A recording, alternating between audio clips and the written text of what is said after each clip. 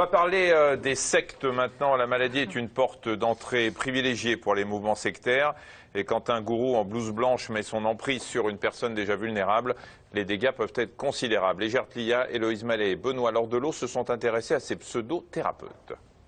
J'étais très confiante. Je me suis adressée à cette thérapeute, convaincue qu'avec ses méthodes, j'allais très vite dépasser mes peurs et reprendre mon travail. C'était il y a plus de 10 ans. Martine est alors épuisée. Son travail, ses responsabilités la plongent dans une grave dépression. Elle décide de consulter un psychiatre aux méthodes atypiques. Peu à peu, elle m'a dit que sa méthode était justement de toucher les peurs archaïques et puis les peurs dues à nos vies personnelles et familiales. Et qu'elle ne donnait pas ni d'antidépresseurs, ni de calmants. Qu'elle, lorsqu'elle voyait un patient prendre des médicaments et être hospitalisé, c'était un échec personnel. Or, j'étais dans une anxiété terrible. Et donc voilà que je me suis laissé faire dans des séances de régression. Des séances de régression à raison de 3 fois par semaine. Martine veut y croire, mais voilà, la psychiatre devient plus intrusive. Quand j'ai voulu arrêter ces séances, plutôt que de dire non, j'ai dit non, j'ai pas d'argent. Elle a voulu faire mes comptes. Elle a voulu faire mon budget mensuel en me disant que je pouvais tout à fait me payer ces thérapies. Mais moi j'étais convaincue, j'étais complètement dans le désespoir à l'idée de reprendre le travail et d'être encore faible. Mais peu à peu je dégringolais. Martine sombre, elle restera plusieurs mois sous emprise. Ce médecin en blouse blanche aux allures de gourou aurait fait d'autres victimes, mais aucune n'a porté plainte. Aujourd'hui, cette psychiatre est toujours inscrite à l'ordre des médecins.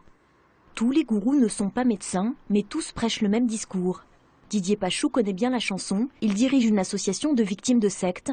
L'embrigadement commence toujours avec la même rengaine. La vraie médecine ne marche pas. De toute façon, la médecine scientifique ne fait que traiter des symptômes, mais elle ne traite pas le fond. Tandis que eux, tous ces gens-là, eux, pensent traiter la vraie cause du problème. Elle est bien sûr énergétique.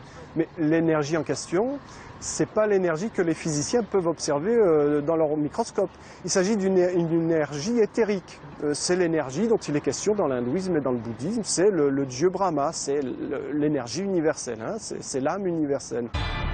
Cette âme universelle, nous l'avons justement retrouvée au Salon du Bien-être, à Paris.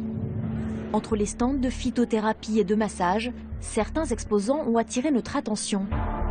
C'est le cas notamment de cette coach thérapeute. Nous lui avons fait croire qu'un de nos proches était atteint d'un cancer. Face à notre désarroi, elle nous tient un discours étonnant. La médecine, ce n'est pas une science, c'est un tâtonnement.